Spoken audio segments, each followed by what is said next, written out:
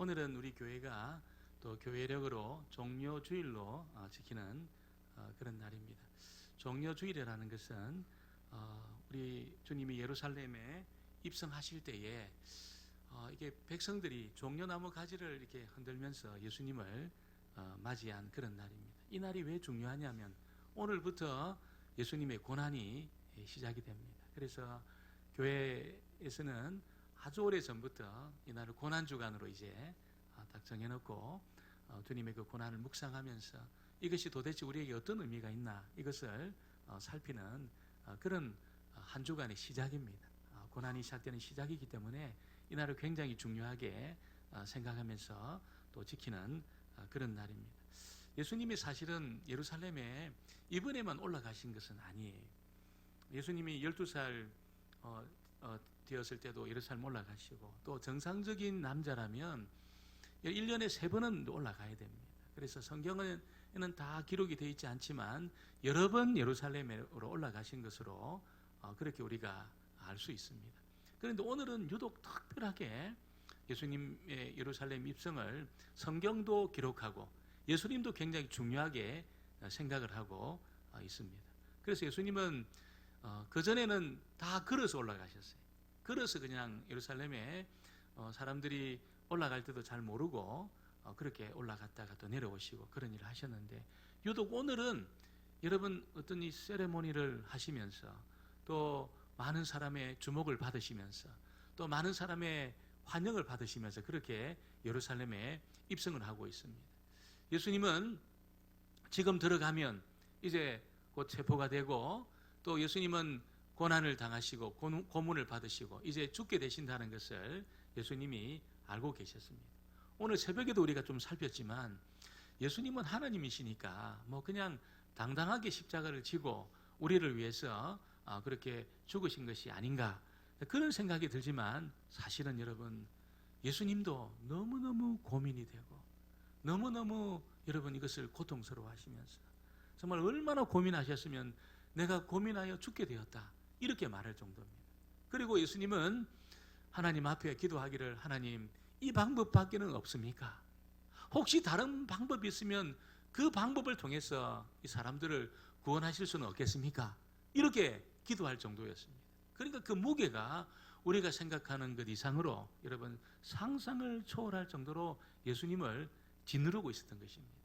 그래서 이런 예루살렘에 올라가면 이제 죽게 되는데 여러분 누가 자기 죽음을 앞에 두고 이렇게 여러분 당당하게 올라갈 수 있겠습니까?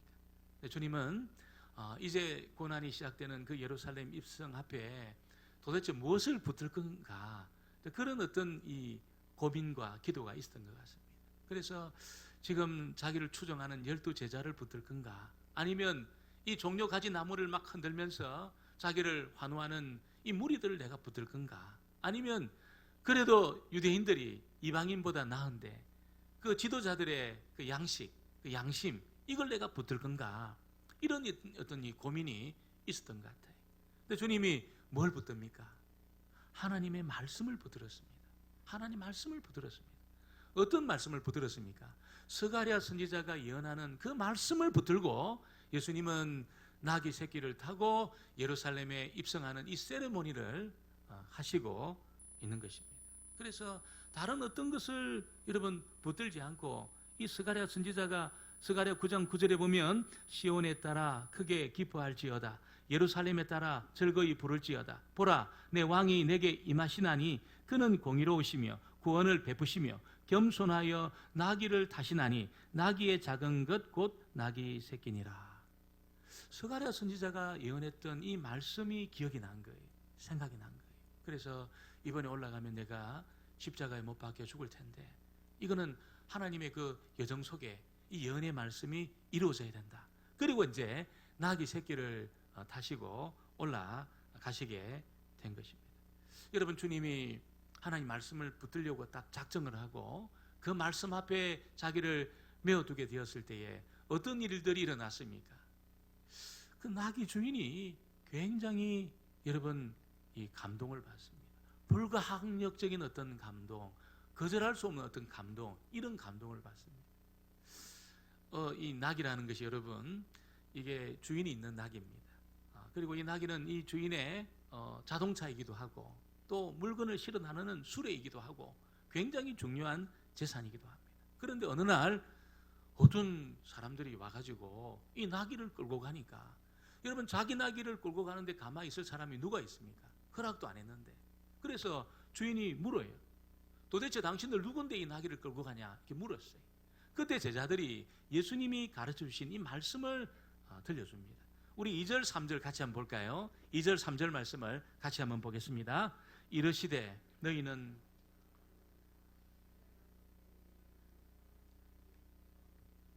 보리니 풀어 내게로 끌어오라. 만일 누가 무슨 말을 하거든 주가 쓰시겠다 하라. 그리하면 즉시 보내리라 하시니. 그럼 제자들이 그 이야기를 했을 때 밑도 끝도 없는 이야기잖아요. 뭐 그 사람하고 예수님이 알고 있는 것도 아니고 도대체 이 사람이 누군데 예수님 저 사람한테 가서 그 집안에 나귀를 끌고 오라나.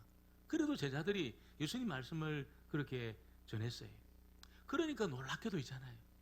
이 나귀 주인이 어떤 불가항력적인 어떤 그런 감동이 일어난 거예요.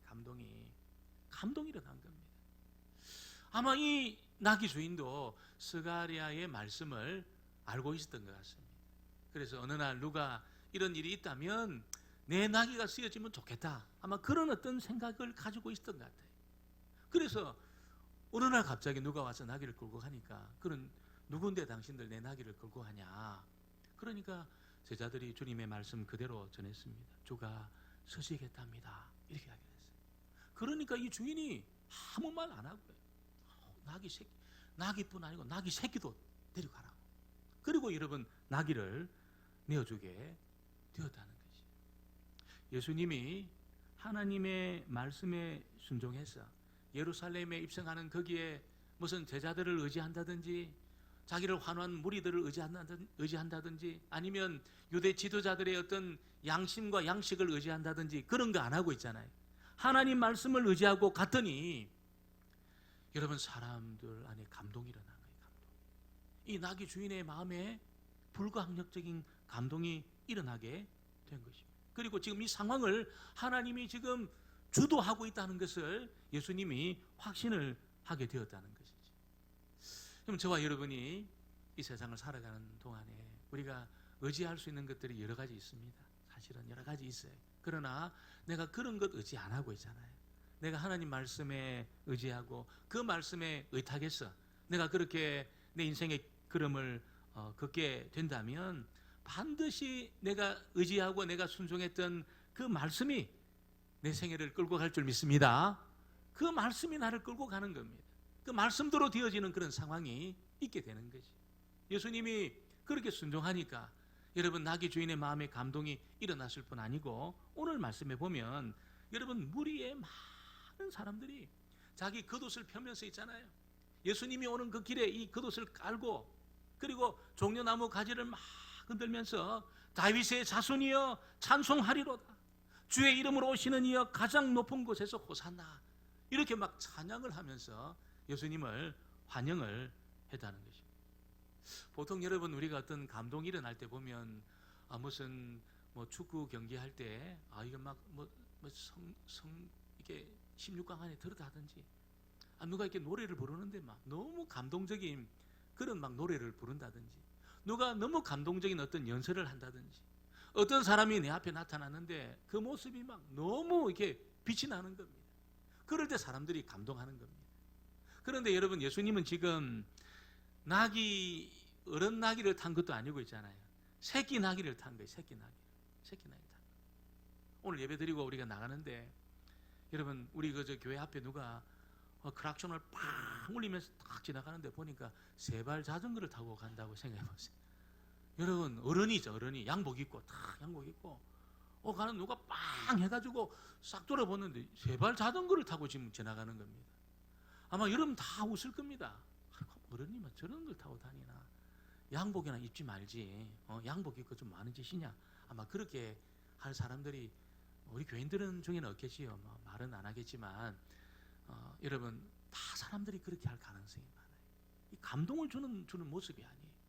아니 뭐 군마를 탔다든지 아니면 군마 위에 여러분 장군 복장을 하고 또 여러 왕관을 쓰고 이게 막 군인들 막 거느리면서 그렇게 막 질서정연하게 그렇게 걸어간다면 그 어떤 위세에 감동을 받을 가능성이 많아요.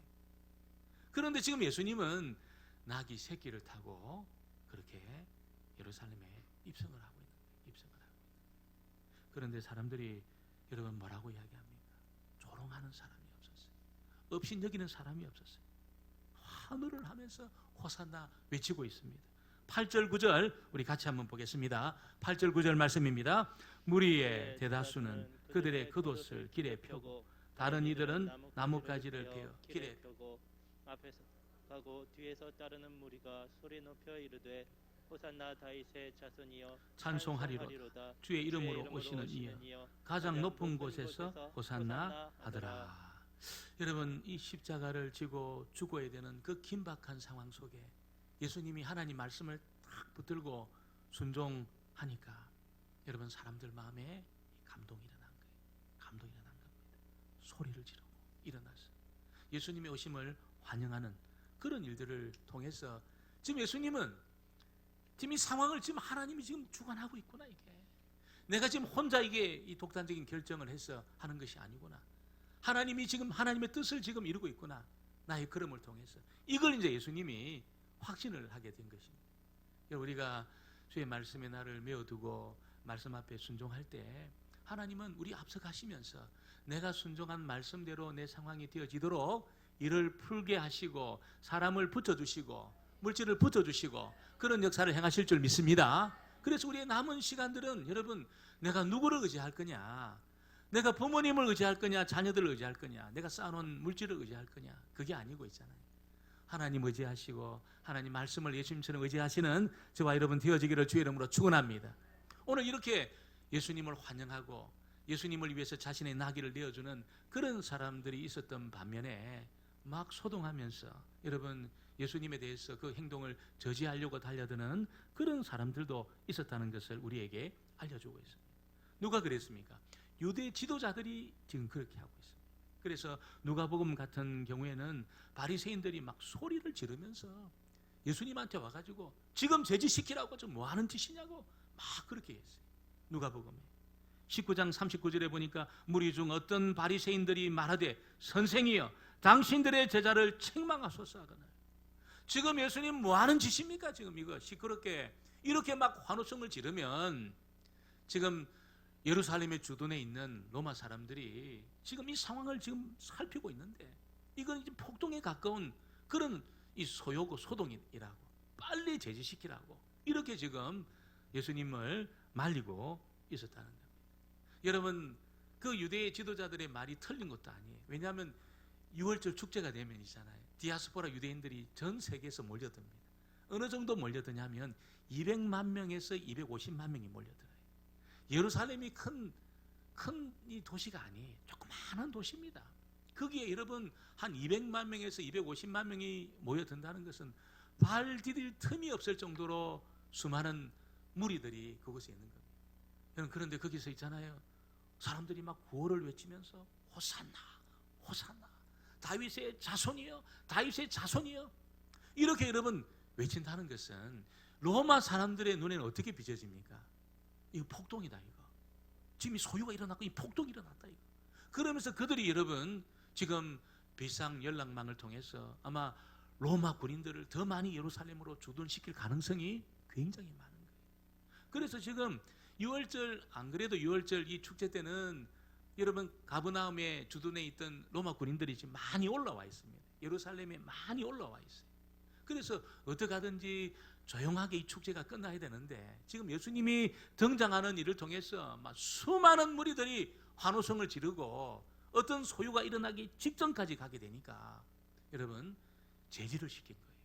굉장히 이 사람들이 여러분 소동하면서 지금 제지를 시키고 있다는 것입니다. 예수님이 이 바리새인들의 이야기를 듣고 뭐라고 이야기합니까?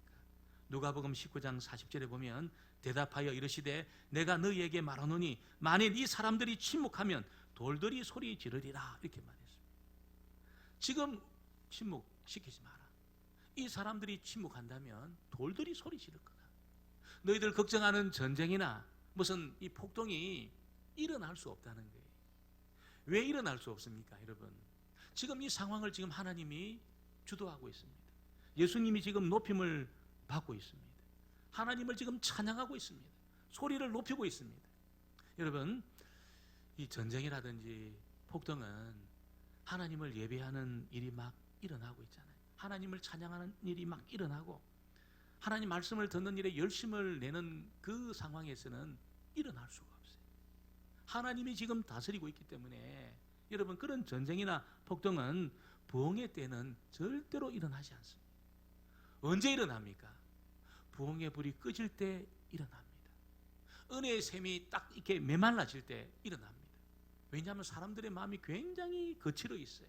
굉장히 거칠어 있고 굉장히 메말라 있기 때문에 그때는 아무것도 아닌 문제로 막 다툽니다. 막 다투어요. 아무것도 아닌데 다툽니다. 1차 세계대전이 일어난 그 배경을 보면 어떤 나라의 왕자가 이렇게 죽게 되었어요. 이게 여러분, 이게 막 감정을 더해가지고 뭐 자기 문제도 아닌데 이게 막 덮어가지고 정의롭지 못하다, 정의롭다 막 그러면서 자기들끼리 싸워가지고 있잖아요. 몇 천만 명이 죽었습니다. 몇 천만 명이 죽었어요. 아무것도 아닌 문제예요. 넘어갈 수 있는 문제인데 이 문제에 딱 걸려가지고 모든 나라가 이게 막 개입이 되면서 그런 일이 일어나게 되었다는 것입니다. 우리가 비 올 때 보면은 어떻습니까? 불을 붙이려고 해도 잘 불이 안 붙어요. 불을 붙이려고.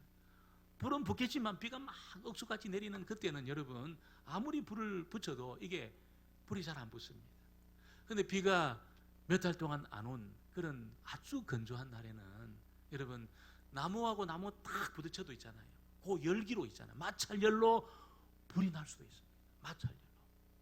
그 불 날 일이 아니거든요, 그게. 근데 너무너무 건조하고 몇 달 동안 비가 안 와가지고 여러분, 산과 들이 바싹 말라 있을 때는 그런 마찰력에 의해서 불이 날 수 있다는 거예요.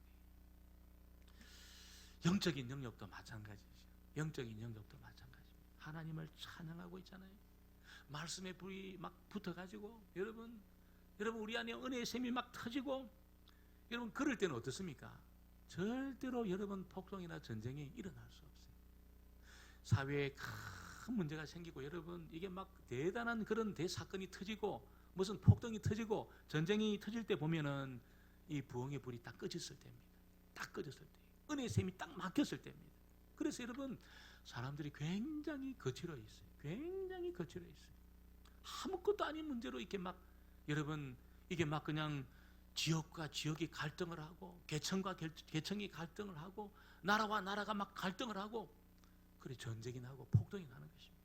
폭동이 나는 거예요. 영적인 부흥회 때는 그런 일이 일어나지 않습니다. 일어나지 않아요. 요즘 북한에서 있잖아요. 핵폭탄을 있잖아요. 이게 소형화 시켜가지고 그걸 막 TV에 막 비춰주고 있습니다.